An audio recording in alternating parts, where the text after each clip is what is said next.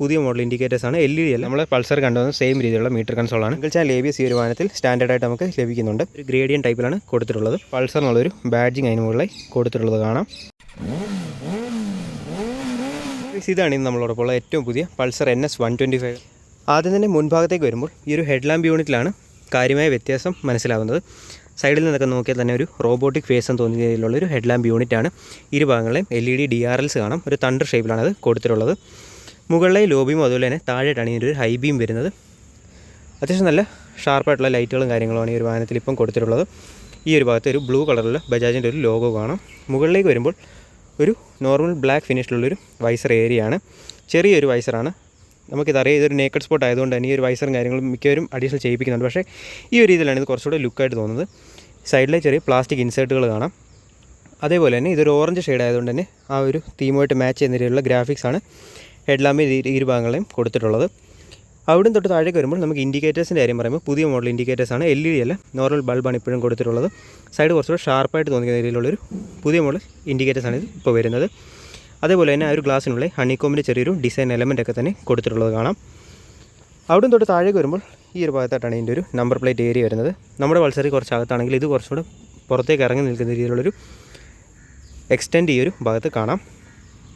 ഇനി അവിടുന്ന് തന്നെ ഈ ഒരു മഡ് ഗാർഡിൻ്റെ ഏരിയയെ പറ്റി പറയുമ്പോൾ നമ്മുടെ പൾസർ കണ്ട സെയിം ഒരു കാർബൺ ഫൈബർ സ്റ്റിക്കറിങ് ഇപ്പം ഈ ഒരു മഡ് ഗാർഡിന് മുകളിൽ കൊടുത്തിട്ടുണ്ട്. അതേപോലെ തന്നെ ധാരാളം കട്ടിങ്ങുകളും അതുപോലെ ചെറിയ സ്കൂപ്പിങ്ങുകളും കാര്യങ്ങളും ഈ ഒരു മഡ് ഗാർഡിന് മുകളിലേക്ക് കാണാം.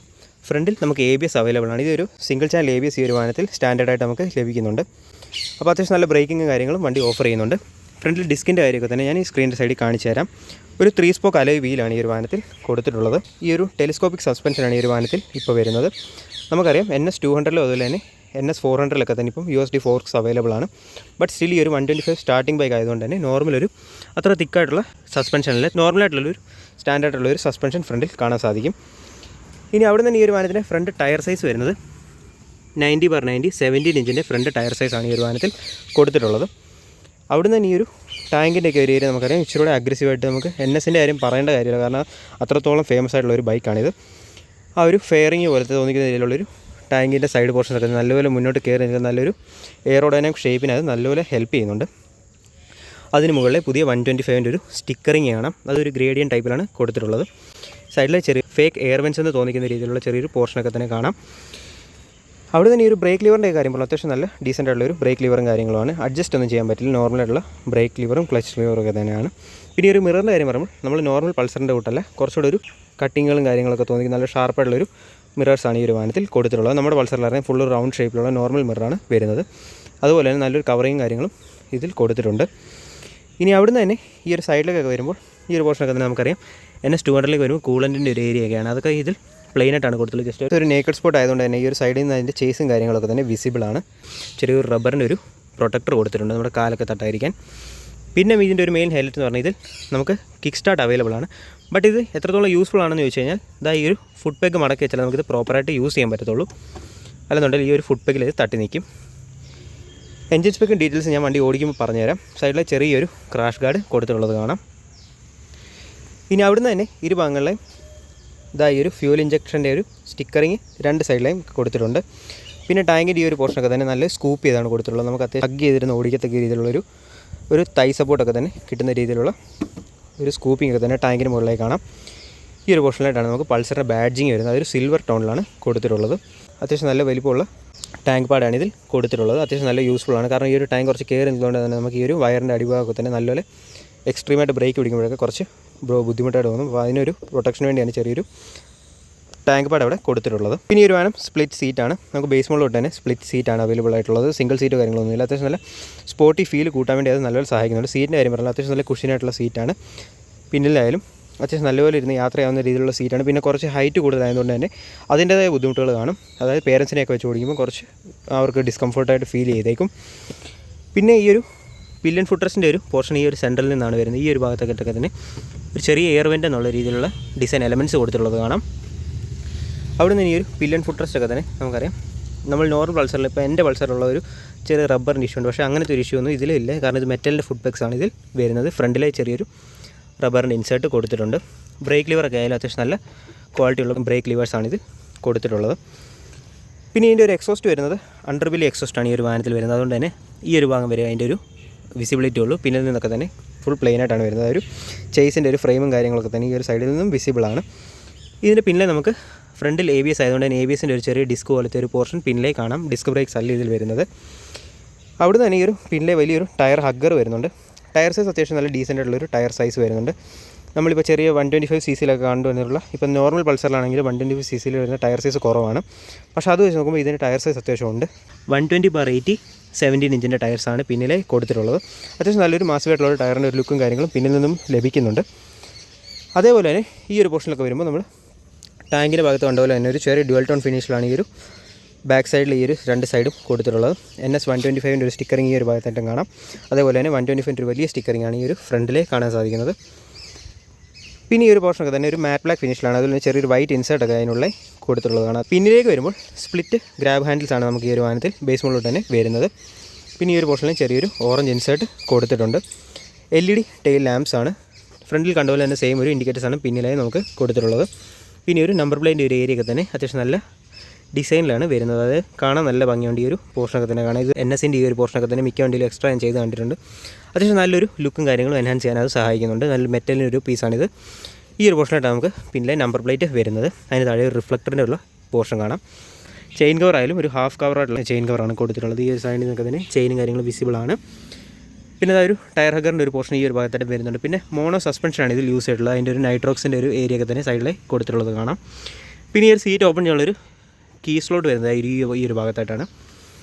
അത് ഞാൻ കാണിച്ചു തരാം. അവിടുന്ന് ഈ ഒരു സൈഡിലേക്ക് വരുമ്പോൾ നമുക്ക് ഈ ഒരു പോർഷൻ ഫുള്ള് പ്ലെയിനായിട്ടാണ് കാണാൻ സാധിക്കുന്നത്. പിന്നെ ഒരു ക്രാഷ് ഗാർഡിൻ്റെ കാര്യം പറഞ്ഞായിരുന്നു. 5 സ്പീഡ് ട്രാൻസ്മിഷനാണ് വരുന്നത്. ഫസ്റ്റ് താഴോട്ടും ബാക്കിയെല്ലാം അപ്പ് സൈഡിലോട്ടാണ് ഇതിൻ്റെ ഒരു ട്രാൻസ്മിഷൻ വരുന്നത്. അത്യാവശ്യം നല്ലൊരു മാസീവായിട്ടുള്ളൊരു ടാങ്ക് ഷേപ്പാണ് ഈ ഒരു വാഹനത്തിൽ ലഭിക്കുന്നത്. ഞാൻ ജസ്റ്റ് ഇരുന്നിട്ട് കാണിച്ചു തരാം. എൻ്റെ ഒരു ഹൈറ്റ് വെച്ചിട്ട് എനിക്ക് അത്യാവശ്യം ഹാഫ് ഫുട്ടാണ് രണ്ട് സൈഡും വരുന്നത്. പ്ലാന്റഡ് ഫുട്ടോ കാര്യങ്ങളൊന്നും തന്നെ വരുന്നില്ല. അത്യാവശ്യം നല്ലൊരു സീറ്റ് ഹൈറ്റ് ഈ ഒരു വാഹനത്തിൽ വരുന്നുണ്ട്. സീറ്റ് ഹൈറ്റും കാര്യങ്ങളും ഞാൻ ഈ ഒരു സ്ക്രീനിൻ്റെ സൈഡിൽ ഷെയർ ചെയ്യാം. ഇതാണ് ഈ ഒരു ഫ്രണ്ട് ലുക്ക് ലഭിക്കുന്നത്. അത്യാവശ്യം നല്ലൊരു വൈഡായിട്ടുള്ള ഹാൻഡിൽ ബാർസാണ്. ക്ലിപ്പ് ഓൺ ഹാൻഡിൽ ബാർസാണ് ഇതിൽ വരുന്നത്. ഈ ഒരു പോർഷനിൽ നമുക്ക് കാണാം. അത്യാവശ്യം നല്ല റേസ് ആയിട്ടുള്ള ഹാൻഡിൽ ബാർസാണ്. നമ്മൾ ഒരുപാട് മുന്നോട്ട് ചരിഞ്ഞിരുന്ന് ഓടിക്കേണ്ട കാര്യം. അത്യാവശ്യം നല്ല സ്ട്രൈറ്റ് ആയിട്ട് ഇരുന്നാൽ നമുക്ക് വാഹനം ഓടിക്കാം. മിറേഴ്സിൻ്റെ കാര്യം പറഞ്ഞാൽ അത്യാവശ്യം നല്ല വിസിബിലിറ്റി ആയിരുന്ന മിറേഴ്സും കാര്യങ്ങളാണ്. അത്യാവശ്യം നല്ല വൈഡായിട്ടുള്ളൊരു ക്ലിയർ നമുക്ക് വിഷൻ ലഭിക്കുന്നുണ്ട്. പിന്നെ ഇനി അവിടെ നിന്ന് ഈ ഒരു സ്വിച്ചുകളിലേക്കൊക്കെ വരുമ്പോൾ നമ്മുടെ പൾസർ കണ്ടുവന്ന സെയിം രീതിയിലുള്ള സ്വിച്ചുകളാണ്. അതായത് ഈ ബട്ടണും അതുപോലെ തന്നെ high beam low beam pass ഈ ഒരു ഫ്രണ്ടിലായിട്ട് തന്നെയാണ് വരുന്നത്. ഇത് ഹൈ ബീം, ഇത് ലോ ബീം, അതുപോലെ തന്നെ പാസിൻ്റെ സ്വിച്ചും. പിന്നെ ഇതിൻ്റെ ഇൻഡിക്കേറ്റേഴ്സിൽ കുറച്ച് വ്യത്യാസമുണ്ട്. അതായത് ഇതാ നമ്മൾ ജസ്റ്റ് റൈറ്റ് ലെഫ്റ്റ് അതുപോലെ തന്നെ സെൻട്രലായ ഒരു സ്വിച്ചായിട്ട് തന്നെ കൊടുത്തിട്ടുള്ളത്. പിന്നെ ഒരു സിംഗിൾ ഹോണാണ് വരുന്നത്. ജസ്റ്റ് അടിച്ച് കാണിച്ചു തരാം. അവിടെ നിന്ന് നമുക്ക് ഈ മീറ്റർ കൺസോളിലേക്ക് വരുമ്പോൾ നമ്മുടെ പൾസർ കണ്ടുവന്ന സെയിം മീറ്റർ കൺസോളാണ് ഇതിൽ വരുന്നത്. സൈഡിലായി ഇൻഡിക്കേറ്റേഴ്സ് കാണാം. അതുപോലെ തന്നെ ഈ ഒരു സൈഡിലെ ABSൻ്റെ മറ്റ് വാർണിങ്ങുകൾ കാണാം. ഏറ്റവും മുകളിൽ സ്മാർട്ട് കണക്റ്റീവിൻ്റെ ലൈറ്റുകളും മറ്റും കൊടുത്തിട്ടുള്ളത്. ബ്ലൂ റെഡ് അങ്ങനെ ഇങ്ങനെ കുറച്ച് ലൈറ്റുകൾ അതിന് മുകളിൽ കാണാം. സെയിം മീറ്റർ കൺസോൾ തന്നെയാണ്. ജസ്റ്റ് ഈ ഒരു ഗിയർ ഇൻഡിക്കേഷൻ മാത്രം ഇതിൽ അഡീഷണൽ വരുന്നുണ്ട്. ഫ്യൂൽ ഗേജ് ഇവിടെ RPM മീറ്റർ മുകളിലായിട്ടാണ് വരുന്നത്. സൈഡ് സ്റ്റാൻഡ് ഒരു വാർണിംഗ് ഈ സെൻറ്ററിലായി കാണാം. സ്പീഡോമീറ്റർ അതുപോലെ ഓഡോമീറ്റർ ട്രിപ്പ് മറ്റ് കാര്യങ്ങളും ഈ ഒരു സൈഡിലായിട്ടാണ് വരുന്നത്. താഴെ സെറ്റിങ്സിൻ്റെ മറ്റ് ഡീറ്റെയിൽസ് ആണ്. ജസ്റ്റ് കാണിച്ചു തരാം. ഈ ഒരു M-ഉം S-ഉം ബട്ടൺ വെച്ചാണ് ഈ ഒരു മീറ്റർ കൺസോൾ കൺട്രോൾ ചെയ്യേണ്ടത്. Distance to empty, average fuel economy, അതുപോലെ തന്നെ ഇൻസ്റ്റൻറ്റേനിയസ് ഫ്യൂൽ എക്കോണമി മറ്റും കാണാം. പിന്നെ ഈ ഒരു സെറ്റിങ്സിലേക്കൊക്കെ വരുമ്പോൾ ജസ്റ്റ് ഒന്ന് ലോങ് പ്രസ് ചെയ്യണം. ഇപ്പോൾ ബ്ലൂടൂത്തിൻ്റെ വന്നിട്ടുണ്ട്. അതേപോലെ തന്നെ ക്ലോക്കും പിന്നെ ഡേ മോഡ് ഇൻറ്റൻസിറ്റി ഈ ഒരു മീറ്ററിൻ്റെ ലൈറ്റും കാര്യങ്ങളും ഇതിൽ കൺട്രോൾ ചെയ്യാം. പിന്നെ ഡിസ്റ്റൻസ് ടു സർവീസും മറ്റും ഈ ഒരു പോർഷനിലേക്ക് കാണാം. ഇത്രയൊക്കെയാണ് ഒരു മീറ്ററിലേ വരുന്ന കാര്യങ്ങളെന്ന് പറയുന്നത്. പിന്നെ റൈറ്റ് സൈഡിലേക്ക് വരുമ്പോൾ നമുക്ക് ഈ ഒരു എഞ്ചിൻ കിൽ സ്വിച്ച് കാണാം. അതുപോലെ തന്നെ എഞ്ചിൻ സ്റ്റാർട്ട് ചെയ്യാനുള്ളൊരു സ്വിച്ച് കൊടുത്തിട്ടുള്ളത് കാണാം. ഹെഡ്ലൈറ്റിൻ്റെ സ്വിച്ചുകളോ മറ്റോ ഒന്നും തന്നെ കൊടുത്തിട്ടില്ല. ഇത്രയൊക്കെയാണ് ഒരു മീറ്റർ കൺസോളിൻ്റെ കാര്യം എന്ന് പറയുന്നത്. ഇനി അവിടെ നിന്ന് ഈ സീറ്റ് ഓപ്പൺ ചെയ്യാനുള്ളൊരു പോർഷൻ നമുക്ക് ഈ ഒരു സൈഡിൽ കൊടുത്തിട്ടുണ്ടെന്ന് പറഞ്ഞായിരുന്നു. ജസ്റ്റ് കാണിച്ചു തരാം. ഈ ഒരു പോർഷൻ നമുക്ക് സീറ്റ് റിമൂവ് ചെയ്യാം. അതുപോലെ തന്നെ സീറ്റിനുള്ള നമുക്ക് സെൻസറുകളും കാര്യങ്ങളും ഈ ഒരു പോർഷനിൽ കാണാം. പിന്നെ ഇതാണ് ഈ ഒരു വാഹനത്തിൻ്റെ കീ വരുന്നത്. പൾസർ എന്നുള്ളൊരു ബാഡ്ജിങ് അതിന് മുകളിൽ കൊടുത്തിട്ടുള്ളത് കാണാം. വേവ് കീസോ കാര്യങ്ങളൊന്നുമില്ല. നോർമൽ കീസാണ് ഈ ഒരു വാഹനത്തിൽ ഇപ്പോഴും പൾസർ കൊടുത്തിട്ടുള്ളത്. വേവ് കീസ് ആക്കായിരുന്നു. ഈ ഒരു സൈഡിലായി ചാർജിങ് സോക്കറ്റ് കൊടുത്തിട്ടുണ്ട്. ടൈപ്പ് A വരുന്ന സോക്കറ്റാണ് ചാർജിങ്ങിനായിട്ട് ഈ ഒരു വാഹനത്തിൽ കൊടുത്തിട്ടുള്ളത്. ഇനി അവിടെ തന്നെ നമുക്ക് ഈ ഒരു വാഹനം ജസ്റ്റ് ഒന്ന് ഓടിച്ച് നോക്കാം. പൾസർ സീരീസിൽ എനിക്ക് ഏറ്റവും ഇഷ്ടപ്പെട്ടൊരു കാര്യമാണ് ഈ ഒരു കീയുടെ പിന്നിലുള്ള ബാക്ക് ലൈറ്റ്. NSൽ പതിവ് പോലെ തന്നെ ഒരു ബ്ലൂ ഇലുമിനേഷൻ തന്നെയാണ് ഇപ്പോഴും കൊടുത്തിട്ടുള്ളത്. അങ്ങനെ നമ്മൾ വണ്ടി എടുത്ത് ജസ്റ്റ് റോഡിലോട്ട് ഇറങ്ങി. ഇപ്പോൾ ഉച്ച സമയമായതുകൊണ്ട് തന്നെ നല്ല ട്രാഫിക് ഉണ്ട്. അതേപോലെ തന്നെ നമ്മളിപ്പോൾ ജോലി സമയത്തായതുകൊണ്ട് തന്നെ നമുക്ക് ഒരുപാട് ദൂരെ പോകാൻ ഇപ്പോൾ പറ്റത്തില്ല. ഈ ഒരു വണ്ടി എടുത്തുള്ള എൻ്റെ കൂടെ ജോലി ചെയ്യുന്നൊരു ഫ്രണ്ടിൻ്റെ വണ്ടിയാണ്. നമുക്ക് നേരെ വണ്ടിയിലേക്ക് വരാം. NS125 പറ്റി പറയുമ്പോൾ ഒരു 124.4 cc 4 സ്ട്രോക്ക് എയർ കൂൾഡ് എഞ്ചിനാണ് ഇതിൽ കൊടുത്തിട്ടുള്ളത്. 12 PS പവറും അതുപോലെ തന്നെ 11 Nm ടോർക്കുമാണ് ഇത് പ്രൊഡ്യൂസ് ചെയ്യുന്നൊരു പവർ ഫിഗേഴ്സ് എന്ന് പറയുന്നത്. റൈഡിൻ്റെ ഒരു എക്സ്പീരിയൻസിനെ പറ്റി പറയുമ്പോൾ പൾസറിൻ്റെ ഒരു പ്രോപ്പർ DNA നമുക്ക് ഈ ഒരു വണ്ടിയിൽ ഫീൽ ചെയ്യുന്നുണ്ട്. ഒരു 125 സെഗ്മെൻറ്റ് ആയിട്ട് പോലും ആ ഒരു ലോ എൻ്റെ ടോർക്കും പിക്കപ്പും കാര്യങ്ങളും എല്ലാം തന്നെ ഈ പൾസറിൽ എടുത്തു പറയേണ്ട ഒരു കാര്യമാണ്. പിന്നെ ഈ ഒരു NS125 മെയിൻ ഓപ്പണൻസ് വരുന്നത് ഹോണ്ടയുടെ ഷൈൻ SP, TVS റൈഡർ, അതേപോലെ തന്നെ ഹീറോ എക്സ്ട്രീം 125 മറ്റുമാണ്. പക്ഷേ എന്നിരുന്നാലും ഈ ഒരു വാഹനങ്ങളിൽ നിന്നെല്ലാം മാറി ഒരു വ്യത്യസ്ത ഫാൻ ബേസ് ഈ ഒരു NSന് പണ്ട് മുതലുണ്ട്. ഇപ്പോൾ ഡ്യൂക്ക് BS3 ഓടിച്ചവർക്ക് അതിൻ്റെ ഒരു ഫീൽ അറിയാം. അതുപോലെ തന്നെ NS200 വരുന്നതിന് മുമ്പ് 200 NS എന്ന് പറഞ്ഞ പൾസറിൻ്റെ ഒരു മോഡൽ ഉണ്ടായിരുന്നു. മെയിൻലി അതിൻ്റെ ഫേവറേറ്റ് കളർ എനിക്ക് യെല്ലോ ആയിരുന്നു. യെല്ലോ കളർ വരുന്ന ഒരു സിൽവർ എൻജിൻ കവറോട് കൂടിയ 200 NS. ആ വാഹനത്തെക്കുറിച്ച് എത്ര പേർക്ക് ജസ്റ്റ് ഒന്ന് താഴെ കമൻറ്റ് ചെയ്യുക.